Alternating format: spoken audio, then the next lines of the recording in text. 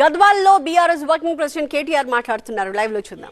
ఇప్పటికీ 10,000 కంటే తక్కువ ఉద్యోగాలు ఇచ్చి కేసీఆర్ ప్రభుత్వంలో ఇచ్చిన నోటిఫికేషన్లకు మేమిచ్చినామని చెప్పుకోనికే సిగ్గు కూడా లేదు ముఖ్యమంత్రి గారికి. ఎవడన్నా మందికి పుట్టిన బిడ్డలు మా బిడ్డలు అని చెప్పుకుంటాడా? అట్లున్నది కాంగ్రెస్ ప్రభుత్వం. అట్లాగే నిన్న మొన్న మీరు చూసినారు.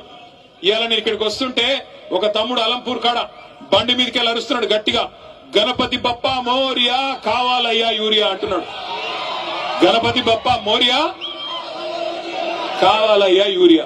ఎటువంటి దినం వచ్చిందంటే యూరియా కూడా బుక్కుతున్నారు కాంగ్రెస్ వాళ్ళు, దొంగనాయాలు. యూరియా కూడా అమ్ముకుంటున్నారు బ్లాక్ మార్కెట్ లో. అడ్డంగా దొబ్బుకొని పోయి రైతులకు ఇవ్వకుండా రైతులనేమో 4-5 రోజులు అక్కడ వానలో ఎండబెట్టి వానలో తడిచేటట్టు చేసి అది కూడా బ్లాక్ మార్కెట్ లో అమ్ముకుంటున్న దుర్మార్గులు. రైతుల యూరియా అమ్ముకుంటున్నారు, పిల్లల గ్రూప్ 1 ఉద్యోగాలు కూడా అమ్ముకున్నారు. గ్రూప్ 1 లో కుంభకోణం జరిగిందని గ్రూప్ 1 పరీక్షల్లో 563 ఉద్యోగాలుంటే వాటిని కూడా అమ్ముకున్నారని చెప్పి మన ఆర్ఎస్ ప్రవీణ్ కుమార్ గారు పోతే పిల్లల దగ్గరికి వాళ్ళు చెప్తా ఉన్నారు.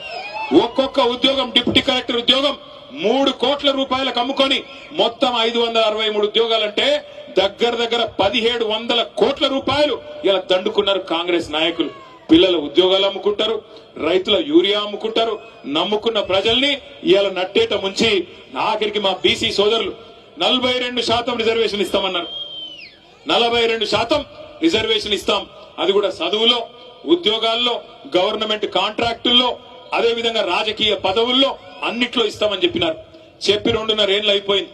కానీ ఇప్పటి వరకు ఒక్కటంటే ఒక్క హామీ బీసీ డిక్లరేషన్లు ఇచ్చింది గాని, ఎస్సీ డిక్లరేషన్లు ఇచ్చింది గాని, ఎస్టీ డిక్లరేషన్లు ఇచ్చింది గాని ఒక్కటంటే ఒక్కటి కూడా చేసింది లేదు.